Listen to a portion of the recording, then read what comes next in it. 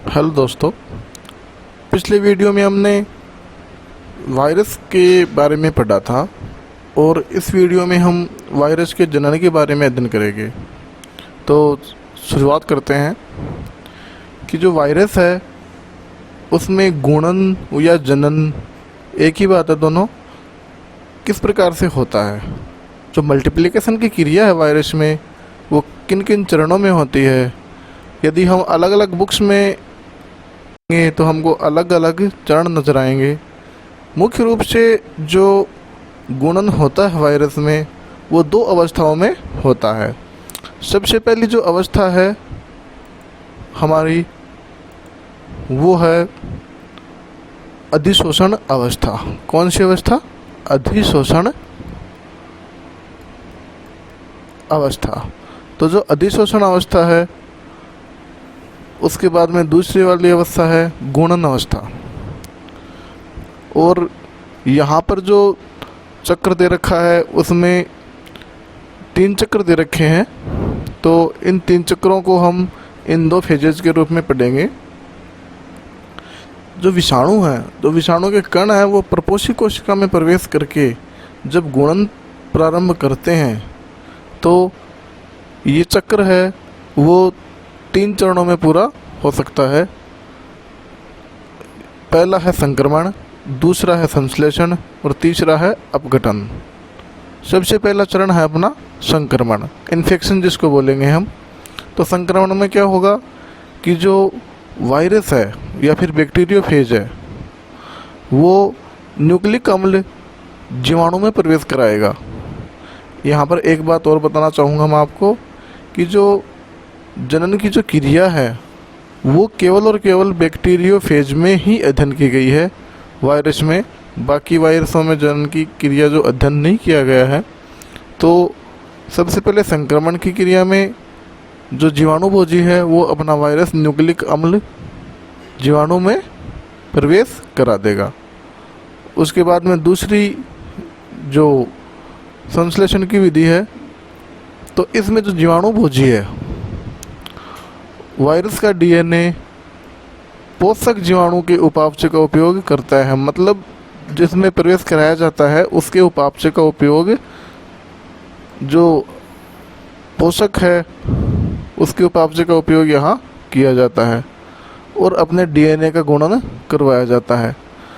इस गुणन के फलस्वरूप जो पोषक जीवाणु में जीवाणुभोजी कम से कम 20 से 25 डीएनए बना देता है।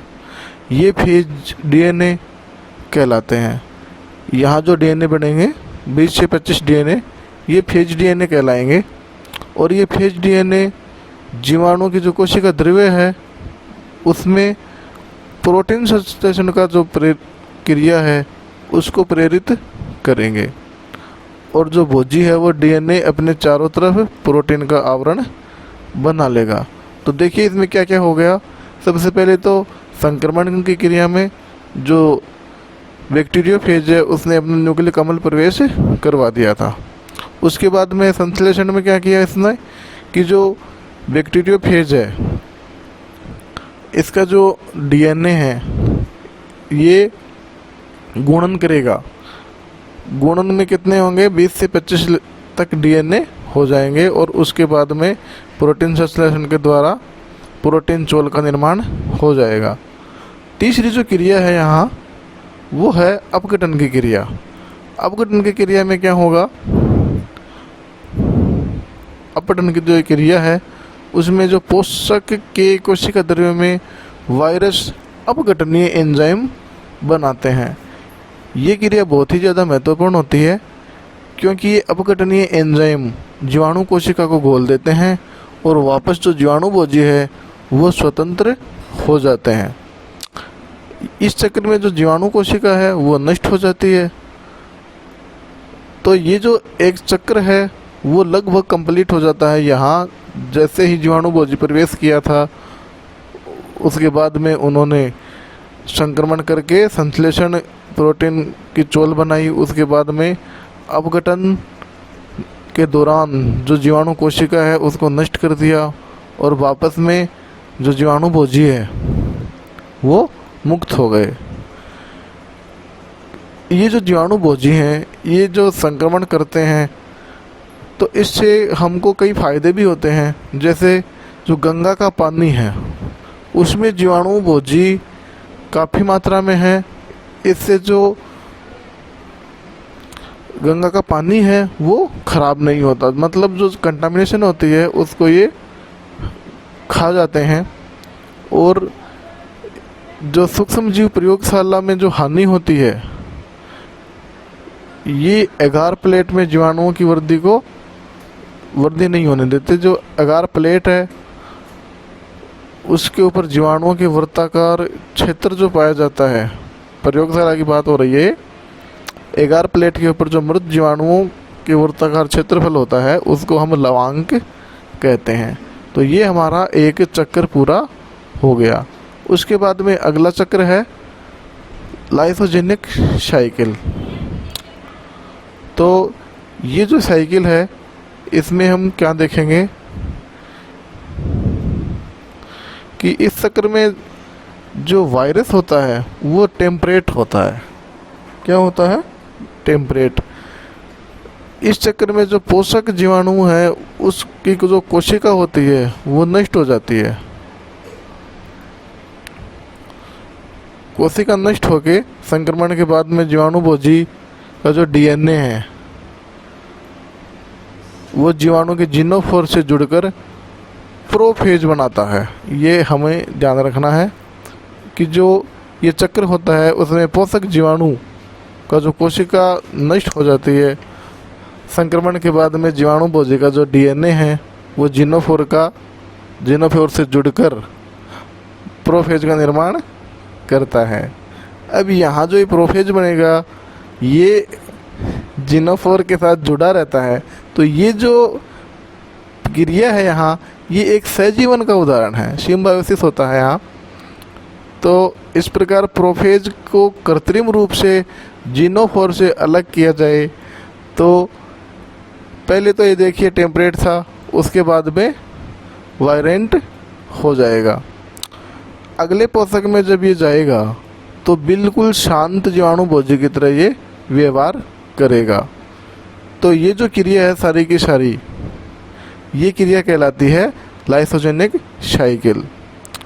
तो इस क्रिया में एक जीवाणु से दूसरे जीवाणु में कुछ जीन स्थानांतरित होती है, इसे ही हम ट्रांसडक्शन कहते हैं। तो ये जो ट्रांसडक्शन है ये उसकी लाइसोजेनिक साइकिल है। और जो वायरस की गुप्त परावस्था होती है उसमें वायरस का डीएनए मल्टीपल होता है, मतलब गुणन होता है। उसके बाद में आगे चलते हैं।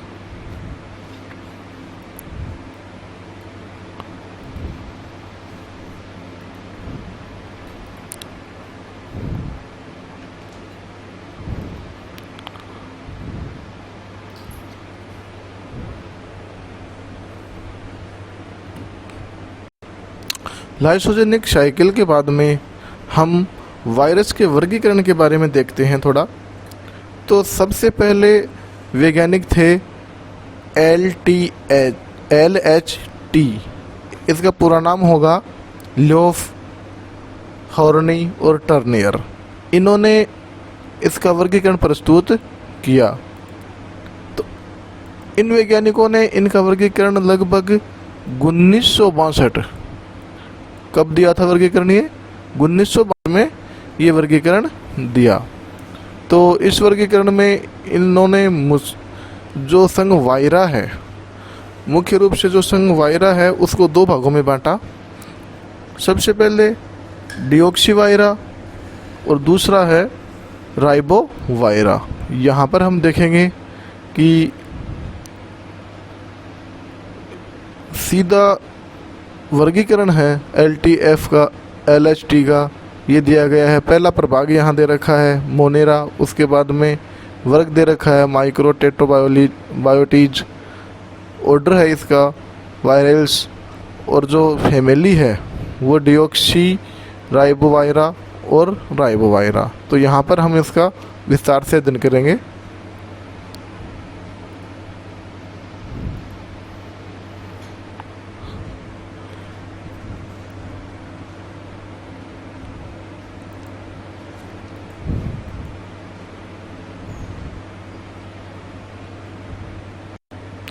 सबसे पहले बात करेंगे जो डीऑक्सीवायरा है उसकी।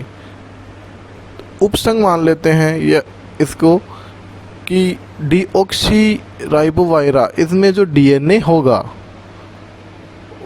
जो डीएनए है वो न्यूक्लिक अम्ल युक्त वायरस को सम्मिलित किया जाएगा, और जो राइबोवायरा है इसमें आरएनए युक्त जो न्यूक्लिक अम्ल है उसको सम्मिलित किया जाएगा। उसके बाद में कुछ और वर्ग बन गए हैं इनके, जैसे डीऑक्सीवायरा के डीऑक्सी हेलिका है, डीऑक्सी क्यूबिका है और डीऑक्सी बाइनेला है। तो यहाँ पर जो डीऑक्सी हेलिका है उसमें हेलिकल के समान वायरस पाए जाएंगे, और डीऑक्सी क्यूबिका है उसमें क्यूब के समान वायरस होंगे।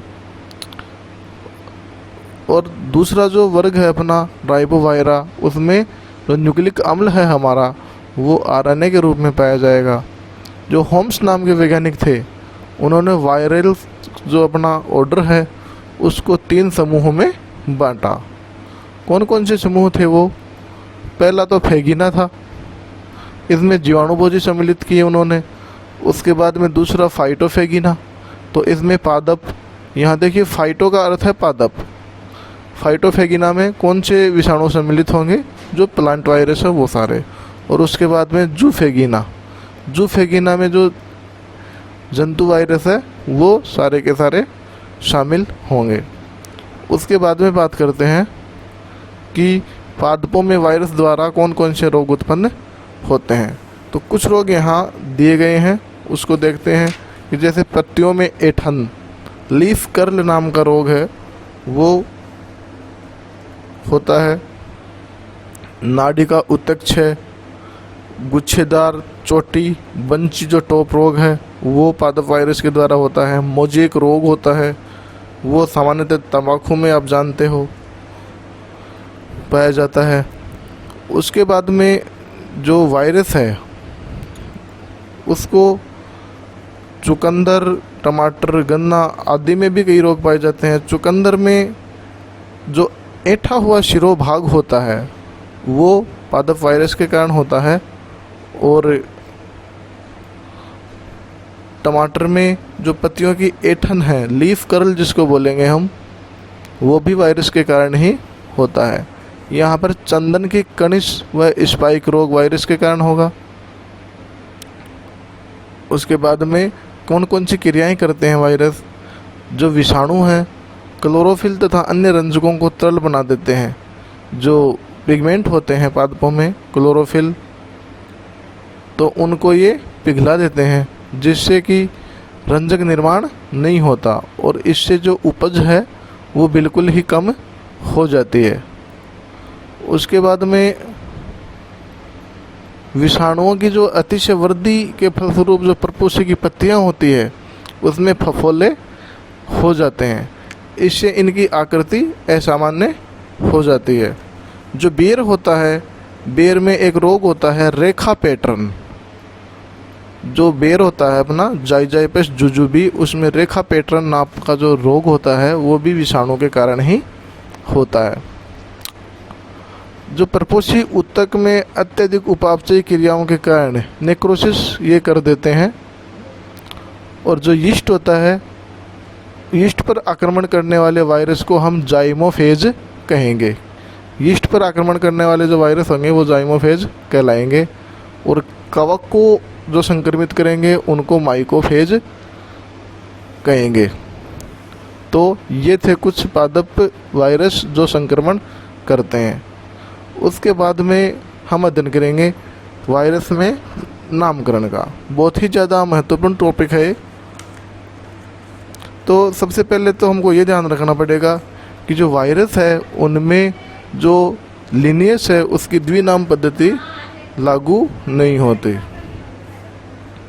जो लिनियस है उसकी द्विनाम पद्धति इसमें लागू नहीं होती।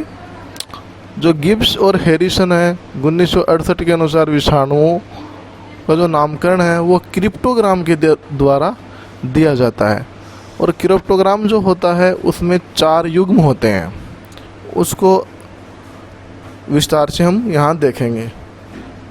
तो इसके अनुसार जो विषाणु है, विषाणु का नाम का जो भाग है वो तो सामान्य भाग होता है, उसको कॉमन नेम हम बोलते हैं। और जो दूसरा भाग होता है वो कोडेड इन्फॉर्मेशन होती है। तो देखो दो भाग हो गए यहाँ। पहला भाग तो हो गया कॉमन नेम और दूसरा हो गया कोडेड इन्फॉर्मेशन। यहाँ पर 4 भाग दे रखे हैं, उन चारों भागों को भी हम बताएंगे। तो पहले में तो क्या आ गया, न्यूक्लिक अम्ल का प्रकार आ गया। न्यूक्लिक अम्ल कौन सा है, डीएनए है, आरएनए है, या फिर वो सिंगल स्टैंडर्ड है या डबल स्टैंडर्ड है। दूसरे युग में आ गया जो न्यूक्लिक अम्ल है उसका अणुभार और उसका प्रतिशत।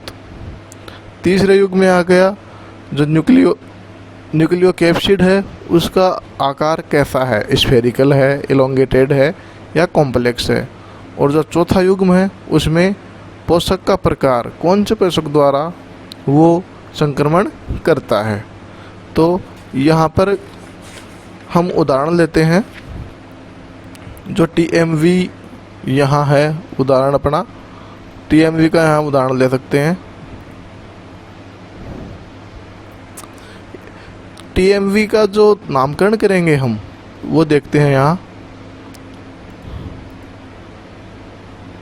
टीएमवी में हम जो पहला भाग है उसमें क्या बताएंगे कि न्यूक्लिक अम्ल का प्रकार कैसा है इसमें। तो न्यूक्लिक अम्ल हम जानते हैं आरएनए होगा, लिखिएगा ये न्यूक्लिक अम्ल आरएनए होगा तो आर आ गया, और आर के नीचे हम ये सिंगल स्टैंडर्ड होगा तो ये 1 आ गया। उसके बाद में द्वितीय युग में क्या होगा कि जो न्यूक्लिक अम्ल है उसका अणुभार कितना होगा, 2 लाख होगा। कितना होगा, 2 लाख। दूसरा इसमें जो न्यूक्लिक अम्ल है उसकी प्रतिशत मात्रा कितनी है, 5%। 5% आ गया। तीसरा जो पेयर है इसमें विषाणु का जो आकार कौन सा है, इलोंगेटेड है, और न्यूक्लियोप्रोटीन का जो आकार है वो भी इलोंगेटेड है। और चौथा जो प्रकार है इसमें ये आएगा कि इसका संचरण कैसे होता है। तो ये संचरण करता है वायु के द्वारा, और इसका जो परपोषी होता है वो एक स्पर्मेटोफाइट प्लांट होता है। तो जो क्रिप्टोग्राम बनेगा वो अपन बना देंगे R/1 2/5 E/E। ये दोनों ई जो है, पहला ई तो इलोंगेटेड के लिए है, दोनों ही ई इलोंगेटेड के लिए हैं। और चौथा जो पेयर है उसमें स्पर्मेटोफाइट और अपना जो इन्फेक्शन है वो ए के द्वारा आ जाएगा। तो ये अपना क्रिप्टोग्राम तैयार हो गया जो TME वायरस होता है उसके लिए। तो इस वीडियो में केवल इतना ही, मिलते हैं अगले वीडियो के साथ।